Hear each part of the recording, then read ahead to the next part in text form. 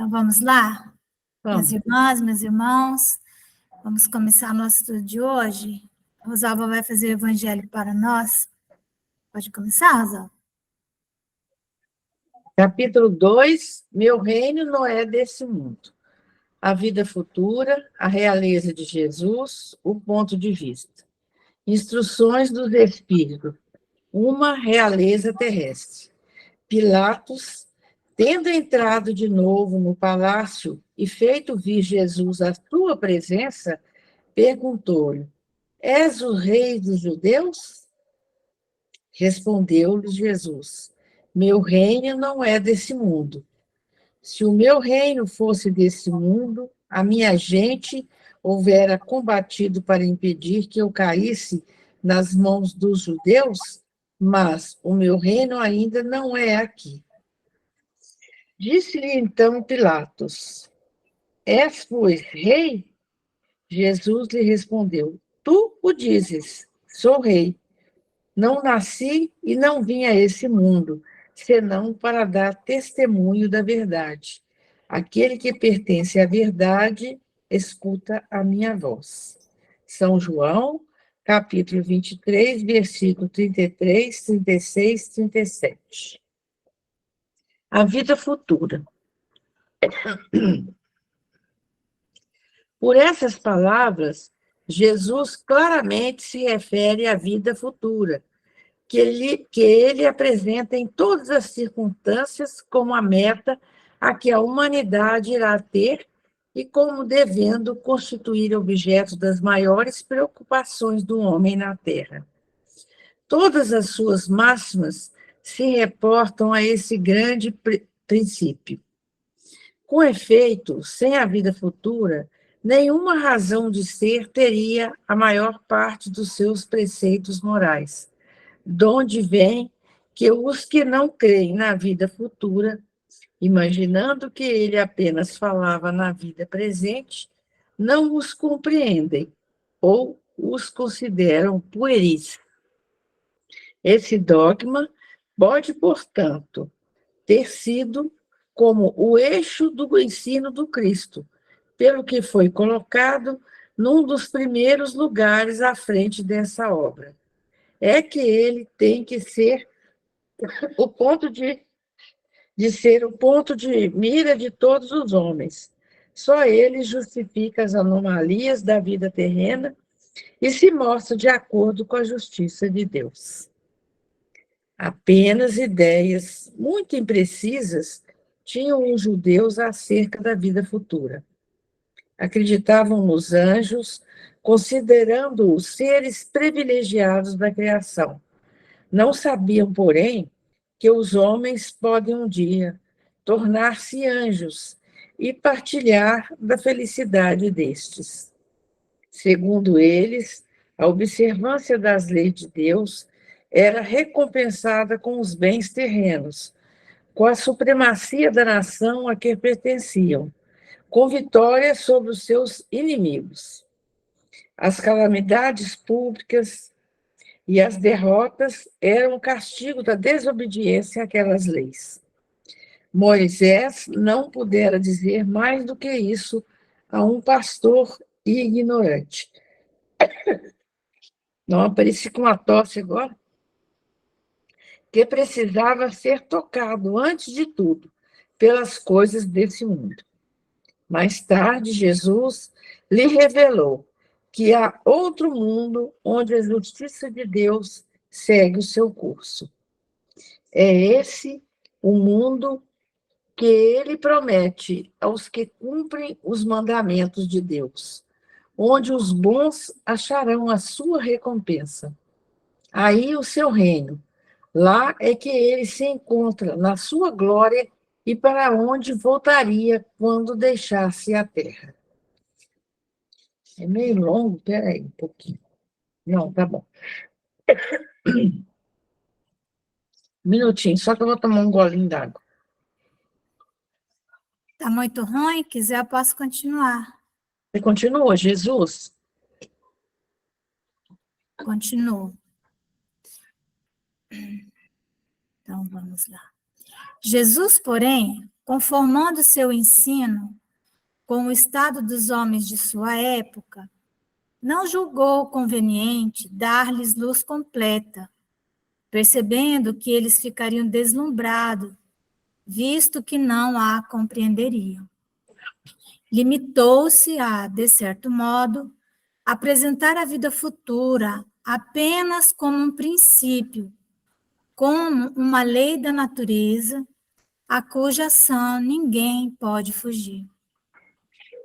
Todo cristão, pois, necessariamente, crê na vida futura, mas a ideia que muitos fazem dela é ainda vaga, incompleta, e por isso mesmo falsa em diversos pontos.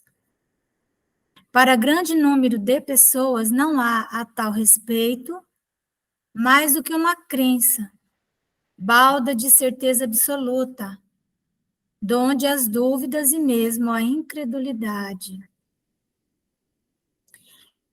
Então, muitas almas ainda frágeis, elas não conseguem compreender o que seria a vida espiritual.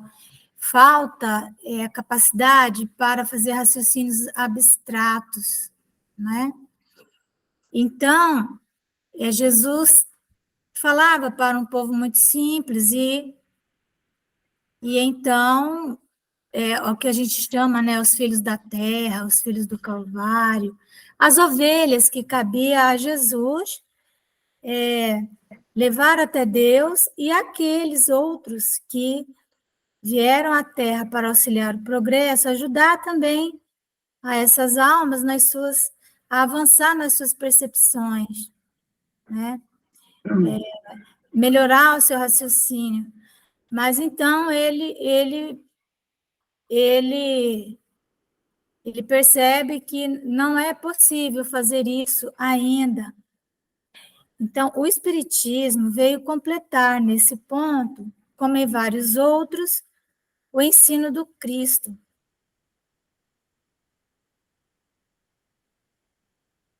Para aprender a verdade. Com o Espiritismo, a vida futura deixa de ser simples artigo de fé, mera hipótese, torna-se uma realidade material, que os fatos demonstram, porquanto são testemunhas oculares, os que a descrevem nas suas fases todas e em todas as suas peripécias. E de tal sorte que, além de impossibilitarem qualquer dúvida a esse propósito, facultam a mais vulgar inteligência a possibilidade de imaginá-la sob seu verdadeiro aspecto, como toda gente imagina um país, cuja pormenorizada descrição leia. Então, justamente porque o Espiritismo mostra que a dimensão espiritual mais próxima aqui de nós, ela é muito parecida com a nossa vida aqui. Então, fica fácil compreender, não é? Para nós, fica difícil, até para nós mesmos, fazermos um raciocínio abstrato com relação a dimensões mais sutis, que vão muito além disso que nos descreve André Luiz, como nosso lar, essas colônias espirituais que estão descritas para nós. De certa maneira, nós ainda, né, o nosso raciocínio ainda é bastante material, né? Porque quando nós vamos avançando assim mais, nós já vamos tendo dificuldade de compreender como seriam essas esferas, por exemplo, onde estão os seres, não precisa nem ser muito além, mas os espíritos de bondade, né? Os espíritos benevolentes. Deixa eu ver quem está entrando. Jonatas. Então, os espíritos benevolentes, né? Que é um grupo de espíritos, já uma classe, uma ordem de espíritos bastante elevada. Como será o mundo onde eles vivem? Então, nós temos que ficar imaginando. Não é muito fácil. Mas aquilo que ainda está bem próximo de nós já é mais fácil. Ora, a descrição da vida futura é tão circunstanciadamente feita, é feita de uma forma tão circunstanciada, né, tão detalhada, são tão racionais as condições, ditosas ou infortunadas, da existência dos que lá se encontram, quais eles próprios pintam, que cada um aqui, a seu malgrado, reconhece e declara a si mesmo que não pode ser de outra forma, porquanto, assim sendo, patente fica a verdadeira justiça de Deus. Né? Então, vai ficando bastante claro para nós que essa vida futura que nos aguarda, ela não será muito diferente da vida que nós levamos aqui nessa dimensão na Terra que nós estamos agora, né? Então é isso. Quem poderia fazer a nossa oração? Será que você consegue, Rosa, fazer a oração? Ou ainda está com muito... Eu tomei um remedinho homeopático aqui que mistura na água. Aham. E ele dá um alívio grande. De repente, uma dor de garganta e tosse esquisito. Mas vai passar. Consegue fazer a oração? Opa, vamos fazer. Vamos sim, vamos orar. Senhor Jesus, graças vos damos, Senhor, por mais uma noite de encontro em vosso nome, estudando o vosso evangelho, buscando conforto para as nossas almas, para as nossas angústias, buscando, Senhor, a luz para o nosso espírito, nessa caminhada que nos propomos dentro da doutrina. Agradecemos as nossas companheiras e companheiros aqui presentes, que, unidos pelo coração, unidos pelo mesmo ideal, nós vos pedimos, Senhor, que as lições sejam absorvidas pelo nosso espírito. Que Jesus esteja presente junto conosco nessa noite, nos abençoando, nos orientando e iluminando a nossa mente. Que assim seja. Que assim seja. Graças a Deus. Então, deixa eu ver se vai entrar uma tela cheia aí, tá?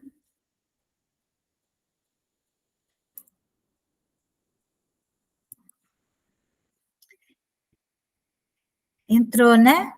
Tela cheia? Sim, entrou. Tá. Então, vamos lá. Então, nós estamos nesse nosso estudo sobre a assistência social espírita. O que significa, no meio religioso, servir com Jesus, né? Então, nós estamos só começando mesmo este assunto. Vamos aí avançar, vamos fazer inicialmente um momento de sensibilização, fazer uns planos de fundo para a gente poder ir compreendendo o momento que nós estamos vivendo hoje, né? Marco legal desse, o marco legal desse serviço que as religiões sempre prestaram, não é? Então, nós estávamos vendo sobre as leis, né? As leis humanas, a lei de Deus, que quando a lei humana se aproxima da lei de Deus, ela se torna mais justa, que no direito a lei de Deus para nós chama-se direito natural, e no livro dos Espíritos ele fala também a lei natural, né? Então, onde está escrita a lei de Deus? E os Espíritos respondem É porque onde é que nós vamos ler essa lei de Deus, né?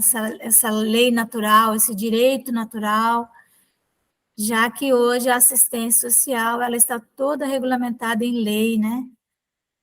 Então, tudo que nós vamos fazer que envolvam pessoas fora do nosso âmbito familiar, nós temos que prestar conta às leis humanas. A lei de Deus sempre, né? Mas então, a lei de Deus está escrita na consciência, questão 621 do Livro dos Espíritos. Muito bem, está escrita na consciência, mas que é a consciência, não é? Porque o que é consciência? É um estado de saber, é um estado de presença, tantas coisas, né?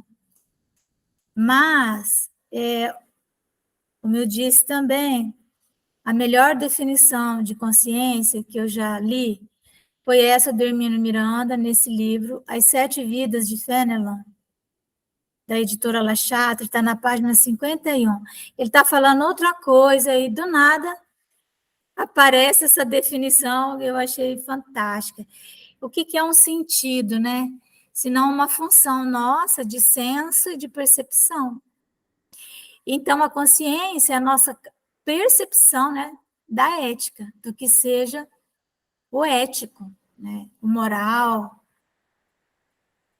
Então, quanto mais nós vamos expandindo a nossa consciência, mais nós vamos tendo percepção da ética. Mas aí vem a pergunta, né? Que é a ética? Para que nós possamos percebê-la, não é? Então, nós já vimos também em algum momento que ética vem da palavra ethos, E-T-H-O-S, né? E que significa morada humana. Então, é essa construção desse mundo que nós vamos fazendo, sempre melhorando essa morada, que é o ambiente onde nós nos relacionamos com as pessoas, com todos os reinos da natureza. Então, nós vamos arquitetando, nós vamos sendo os arquitetos dessa morada humana. Então, conforme nós vamos expandindo aqui, né, nosso sentido ético, a nossa capacidade de perceber qual é a melhor morada, também nós vamos arquitetando, desenhando.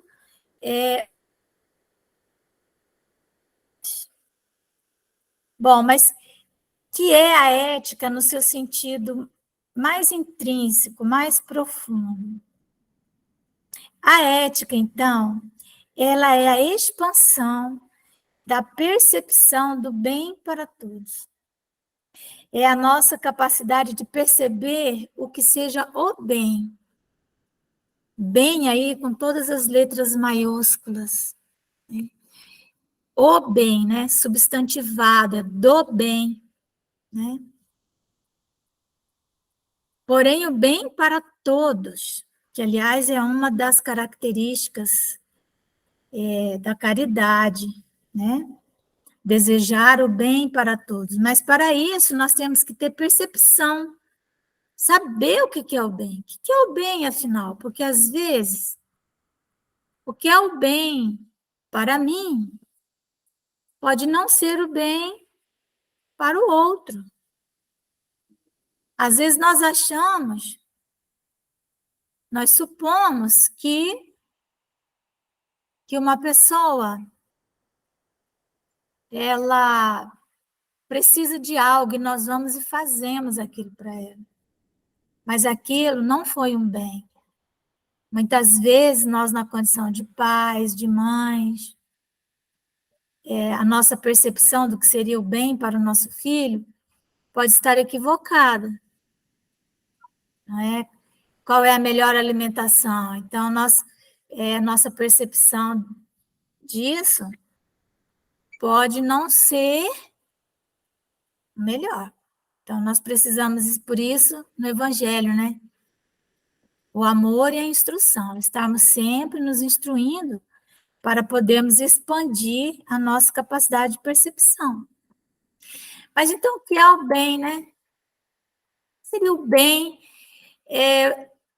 Como que nós poderíamos compreender o bem como um substantivo, como se ele fosse um produto, né? Para que nós pudéssemos assim saber se aquilo que nós estamos desejando realmente é um bem. Aí um bem, né? Então, em algumas reflexões e vendo também muitos textos em que os espíritos falam muito essas coisas que eu vou falar agora, eu consegui fazer um resumo de que aquilo que nós pensamos que seja o bem, com todas as letras maiúsculas, deva ser algo que tenha nele três características, mas essas três características, elas têm que estar agregadas, têm que estar reunidas, as três. Se faltar uma, aquilo já não é o bem, certo? Já não é um bem. Então, vamos lá. O bem, então, ele tem que ser algo que seja um bem. Esse bem aqui não tem todas as letras maiúsculas, porque ele é um bem que não é o bem, tá? Que bem que é esse aqui? É algo que tenha significância, que tenha um valor, que tenha significado, ou para mim, ou para a pessoa, ou para a comunidade. Aquilo tem que ser algo que signifique. Então, ou é um valor financeiro, às vezes é um valor histórico. Eu tenho, vocês terem uma noção do que seria significância, o que seria valor, isso aqui não é valor no sentido de valor moral, necessariamente.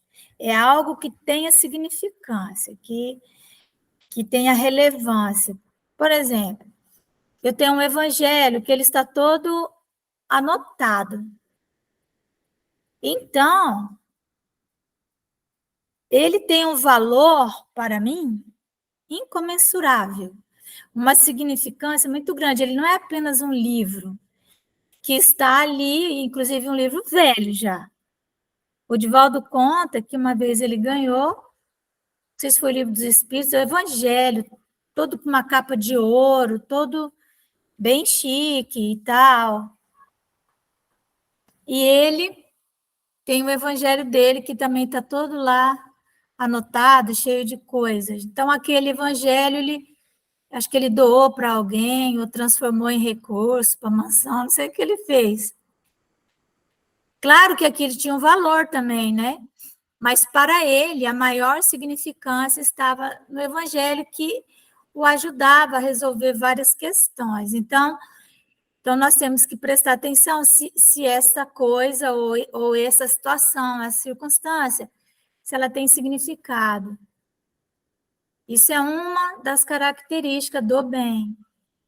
A segunda é se aquilo é bom. Porque às vezes tem significância, tem valor, mas não é bom. O que é bom, né? Jesus disse que bom só Deus, né? Nem ele era bom.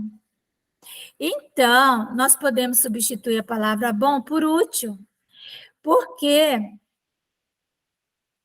nas obras básicas, essa palavra útil, ela é extremamente utilizada pelos espíritos. Se nós fizermos uma pesquisa, né, tem um jeito de fazer isso, pegar o texto e mandar localizar onde está útil, utilidade. Nós vamos encontrar isso reiteradamente nas obras básicas. Então, aí, não basta ter significância, aquilo tem que ser útil, tem que ter utilidade, tem que servir para algo, tem que ser bom. Diz que tem uma tribo na África que eles, então, eles conhecem muito as plantas, então, eles dizem assim, essa planta ela é boa para tal coisa, essa aqui é boa para tal coisa, né? E quando eles não conhecem, eles dizem assim, bom para não sei o quê. Ou seja, eles já entenderam que não conseguiram encontrar ainda a utilidade daquilo, mas que, como é algo que Deus fez, né, aquilo é útil, aquilo tem um papel, não é? Então, quantas coisas nós fomos descobrindo que eram úteis, portanto, boas, e que nós não tínhamos noção. Vou dar um exemplo.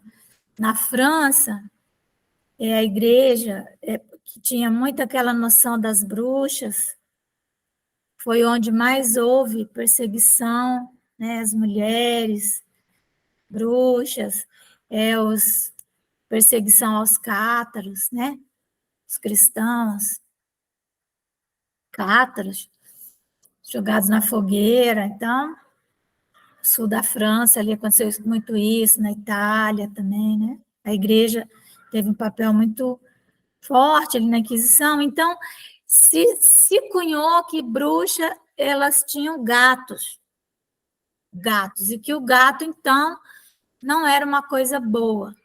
Então, alguém lá mandou matar todos os gatos da França. E logo em seguida, proliferaram os ratos.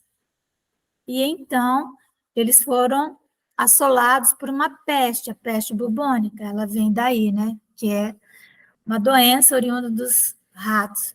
E aí eles tiveram que importar gatos. Portanto, o gato era bom, era útil. Então, nós temos que olhar para determinada coisa e ver se aquilo tem significância, se aquilo é útil. Às vezes tem significância, mas não é útil, não tem utilidade nenhuma. Então, já não é um bem, né? Então, a outra característica, aquilo tem que ser belo. Belo não é igual bonito. Uma coisa bela é algo que está em harmonia com a circunstância, com o momento, com a situação que você está vivendo. O Allan Kardec, ele fala assim, que muitas verdades que ele tinha tido acesso, ele não ia escrever porque não era oportuno, não era o momento, ou seja, não estava em harmonia com aquela situação. Às vezes, o que você tem para dizer é uma verdade, mas essa verdade não será bela no momento, ela vai desarmonizar o ambiente. Então, é uma verdade, ela tem significância, né? Tem valor moral, porque é uma verdade. Ela é útil, porque toda verdade é útil, mas ela vai desarmonizar. Então, não. Então, nós temos que,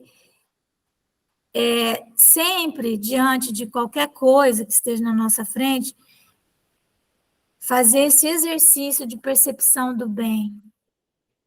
E lembrando que é o bem para todos. Então, fica pensando, né? Qual a significância desses pinguins? A utilidade deles? Se eles estão em harmonia com o ambiente? Porque às vezes aparece um pinguim na praia de Copacabana. E aí, o que nós vamos fazer com esse pinguim, né? Tem que devolver ele para o habitat dele, não é? Não podemos ser egoístas, querer ficar com ele. Então, são essas coisas. A harmonia é aquilo que está em consonância, né? Então, às vezes, nós temos uma roupa muito bonita, muito bela, vamos dizer assim, bonita. lindíssima, um vestido cheio de brilho, distraz. Ela é útil porque é uma roupa, toda roupa é útil, tem valor, tem significância, tipo, você usou no casamento não sei de quem, eu tenho valor mesmo. Aí você pega, coloca esse vestido de cauda todo e vai no supermercado. Isso não fica belo, porque fica desarmônico, não é? Também aquelas pessoas que às vezes querem parecer humildes. A humildade, ela é um bem, letra minúscula? Ela tem significância? Ela tem. É útil ser humilde? Mas a expressão da humildade, ela tem que estar em harmonia com onde você está. Às vezes você quer expressar uma humildade e você choca o ambiente onde você entra. Porque aí, assim como você foi no supermercado e arrumado demais da conta, você pode entrar num ambiente desarrumado e chocar, escandalizar as pessoas. Entendeu? Isso não é expressão de humildade. Tem pessoa que é assim, né? Uma coisa que eu admiro, assim, nos evangélicos, eles, quando eles vão aos seus templos, eles se arrumam, eles procuram a melhor roupinha, colocam, se harmonizam, né? Agora, quando você vai fazer um atendimento numa comunidade, você também vai se harmonizar, mas você também não vai vestido feito um lixo, porque eles vão perceber que aquilo não está em harmonia com o que você é e que você não deu a eles a mesma, vamos dizer assim, consideração que você teria num outro ambiente. Então, saber fazer esse equilíbrio entre o que tem significado, entre o que é útil e o que está em harmonia, certo? Então, a ética é isso, é conseguir perceber esse bem, né? E sem falsas humildades, sem arrogância, né? Mantendo uma coerência. Às vezes eu penso que o ideal é você ter um padrão meio constante do seu jeitão, que não seja nem muito para lá, nem muito para cá, e você manter aquilo, né? Lógico, quando você está na tua casa e tal, mas enfim, né? Às vezes você vai dar um sermão no filho, né? Não é a hora. Às vezes ele chegou alcoolizado em casa, ou perturbado. O que vai adiantar naquele momento você começar a falar? Não vai adiantar nada. Então, tem que aguardar a hora certa, né, para fazer as coisas. E, então, isso aí é um exercício diário, né, de consciência, de ética, e de moral também, porque, como nós falamos, enquanto a ética é essa arquitetura da morada, da comunidade, de onde nós estamos, né, essa morada, próprio planeta, a moral, ela é o nosso comportamento, né? Então, nosso comportamento ele tem que estar adequado com o ambiente onde nós estamos e com já o padrão de civilização que nós já chegamos. Então, essa consciência ela é extremamente necessária para quem deseja servir com Jesus. Amparar o necessitado, né? Olhar para os que estão abaixo da linha da pobreza ou que estão na pobreza, ter a percepção se aquilo que você vai fazer em benefício é útil, se aquilo vai ter significância e se está em harmonia. Uma vez eu cheguei numa casa de uma, nós chamamos de coparticipante nossa, né, das nossas famílias amparadas, e fazer uma visita, e a pessoa sabia que eu ia visitar e tal. E aí eu levei carne, né? Levei uma carne lá para ela, e cheguei, e aí entrei e tal, conversando, ela pegou a carne. Então, o banheiro que ela tinha era assim, bem. Tinha um vaso sanitário com tampa. E ele ficava assim, ali na cozinha, era tudo meio junto, eles não tem nem quarto separando, nada. Então, ela pegou a carne e botou em cima da tampa do vaso sanitário. Né? E eu tive que me esforçar muito mesmo, para não dizer nada. Porque, de repente, eu olhei onde que ela iria colocar a carne. Ela não tinha uma pia. Ela ia colocar onde? Né? Ela não tinha nem mesa, ela tinha uns caixotes. Entenderam? Então, eu vou me escandalizar com isso, né? Às vezes as pessoas chegam nessas residências, né, desprovidas de tudo, né? E já vão fazendo intervenções que vão gerar extrema dor na pessoa. Teve uma líder espírita que ela me contou o seguinte, que foi numa dessas residências e aí tinha uns bichinhos nos colchões, né, aqueles percevejos. Todas as casas ali tinham isso. Então, eles ficaram tão horrorizados, ela e o marido, que eles foram pegando aquilo tudo, jogando para fora e colocaram fogo nos colchões, na frente da família, das crianças. E, claro, depois devem ter comprado outros colchões, mas essa intervenção definitivamente foi inadequada, né? Completamente inadequada, né?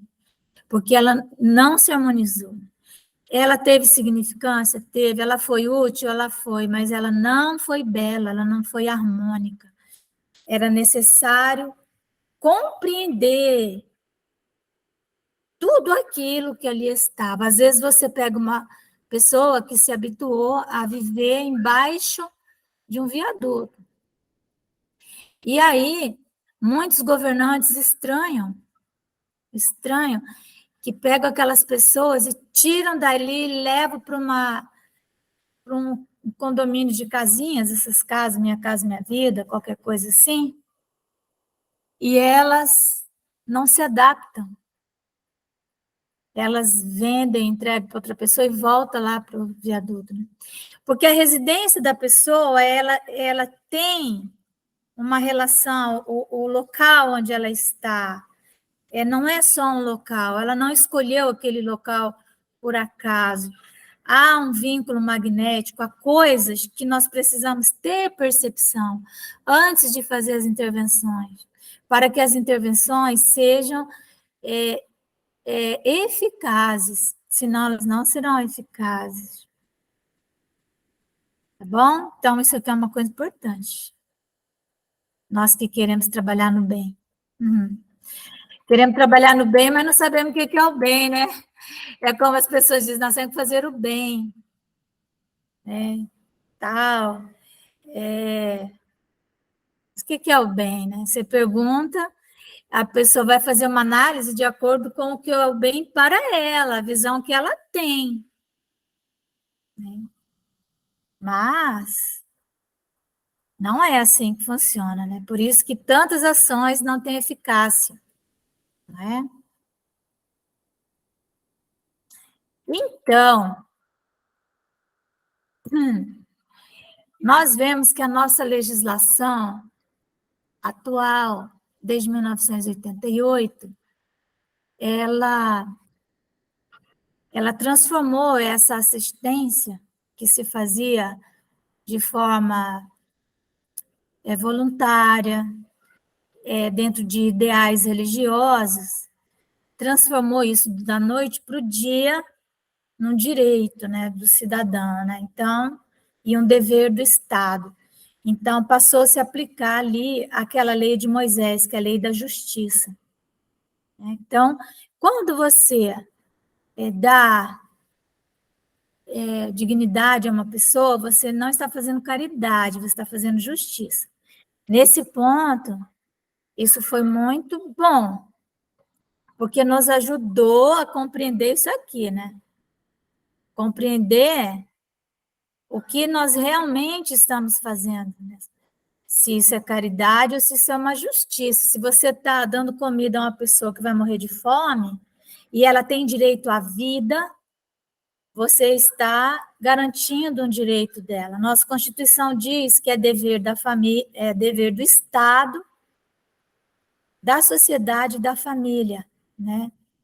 É garantir através da solidariedade, ela coloca a solidariedade como um fundamento da nossa Constituição, olha que interessante. Tudo isso é evolução, mas é evolução teórica, que está lá e que nós temos que ter cuidado na interpretação, especialmente nas ideologias de esquerda, que fazem uma interpretação extremamente materialista da própria solidariedade, da fraternidade, né? Então, nós vamos vendo que a legislação humana ela é instável. Essa é uma característica, diferente das leis de Deus, que são absolutamente estáveis. A lei de Deus não vai mudar nunca, né? A lei da gravidade vai ser sempre a lei da gravidade, a lei do amor vai ser sempre a lei do amor. O que muda, na verdade, é a nossa percepção da lei de Deus, né? É isso que muda. Mas as leis humanas, elas vão mudando de acordo com também o estado, vamos dizer assim, a morada humana. Conforme nós vamos saindo da barbaria ou da barbárie, né? Então, o que nós vamos também aperfeiçoando as nossas leis, porque as leis humanas, elas servem para estabelecer equilíbrio nas relações humanas, né? Para diminuir os conflitos, para regulamentar, né? Para isso que serve. Então, aí Kardec, né, está lá nos Espíritos, na questão 795, quais seriam as causas dessa instabilidade das leis humanas? Por que elas mudam tanto? E nós, a partir de 88, nós tivemos que, então, rever todas as nossas práticas, né? Porque houve, vamos dizer assim, um avanço consciencial, né? E que tem gerado grandes debates públicos, né? Então, aqui, ó, nas épocas da barbaria, são os mais fortes que fazem as leis, e eles as fizeram para si. Então, nós não podemos dizer que nós saímos já desse tempo, né? Basta olhar para as leis que estão sendo propostas, né? Cada um querendo puxar um pedaço da brasinha para a sua sardinha, né? Essa lei aí essa reforma tributária, enfim. E agora tentativa, né, de legalização do aborto. Então, os movimentos, eles são meio cíclicos, avança-se e volta, como se fosse as ondas do mar, né? Vem e volta, há um avanço e depois há um retrocesso. Mas, então os Espíritos dizem que a proporção que os homens forem compreendendo melhor a justiça, percepção, indispensável se tornou a modificação delas. Então, os homens foram melhorando. Se nós formos olhar as leis, desde o Código de Hammurabi, se nós formos ver as leis de Moisés, não os 10 mandamentos, as leis de Moisés mesmo, olho por olho, dente por dente, apedrejar a mulher adúltera, só a mulher que era adúltera. Então, evidente que houve, sim, uma evolução, né? Porque houve uma percepção melhor da justiça. quanto mais se aproximo da vera justiça, ou seja, da verdadeira justiça, tanto menos instáveis são as leis humanas. É incrível, porque isso aqui a gente estuda no nosso direito, né? No primeiro período lá, quando nós estudamos o direito natural. Isto é, tanto mais estáveis se vão tornando conforme vão sendo feitas para todos e se identificam com a lei natural, né? Então, isso aqui parece que saiu de um livro de direito, sabe? Mas não, isso daí está na questão 795 de O Livro dos Espíritos. Tá certo? Então, nós temos que olhar para essa visão da assistência como sendo uma percepção de justiça, devolver dignidade às pessoas. Agora, a questão toda é o como fazer isso, né? Como fazer essas intervenções, né? Que hoje está na mão do Estado.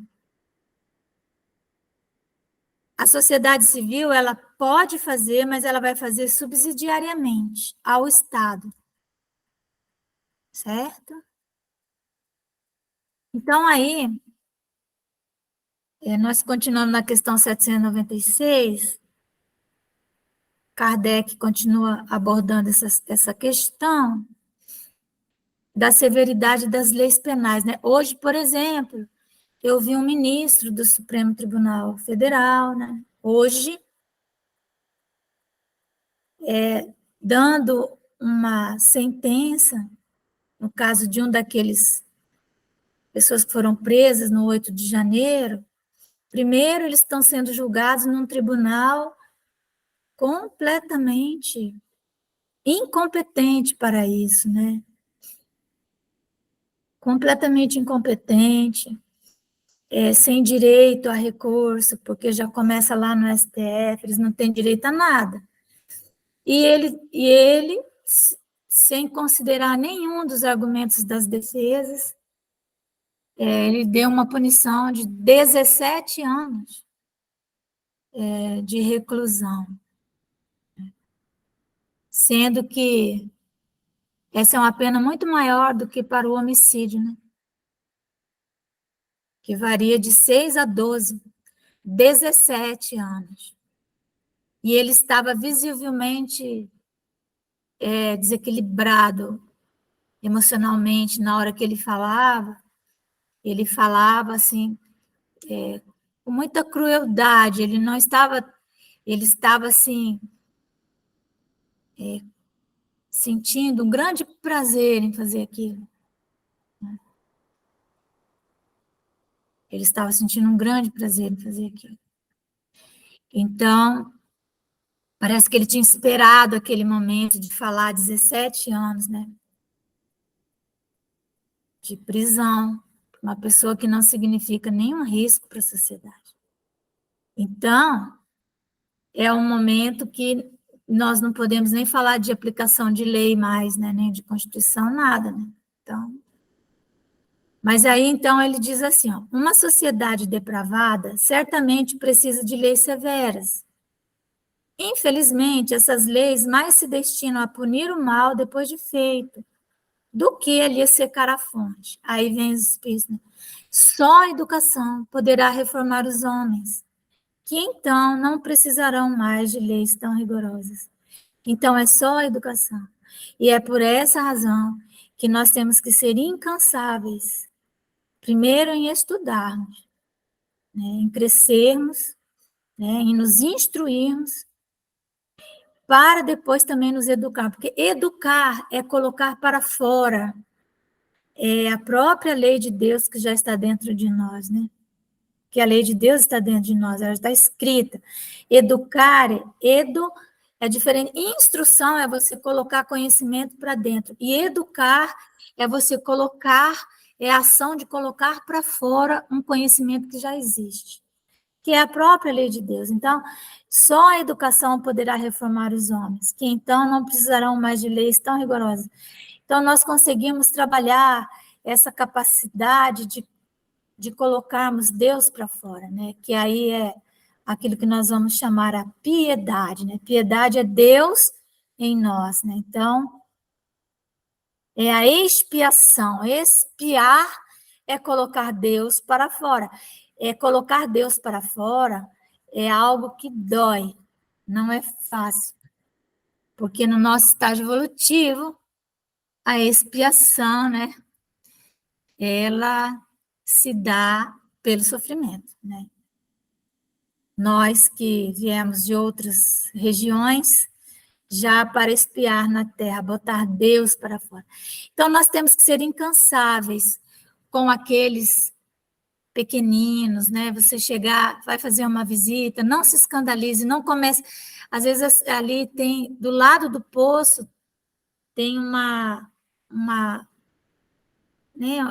uma privada que chama, né? Uma fossa séptica do lado do poço. E aí você olha para aquele, você olha que a outra casa também tem, a outra também tem. E aí a gente começa a dizer que aquilo dá verme, que não sei o quê. É como que nós vamos mudar essa realidade, né? Tem que ser devagar, educando e sendo educado também. É complexo, não é algo que você possa fazer e nem entregar isso na mão de pessoas sem nenhuma condição de fazer abordagens, né? Que vão fazer julgamentos apressados. Tá certo, meus irmãos? Então, é isso. Nós vamos parando por aqui,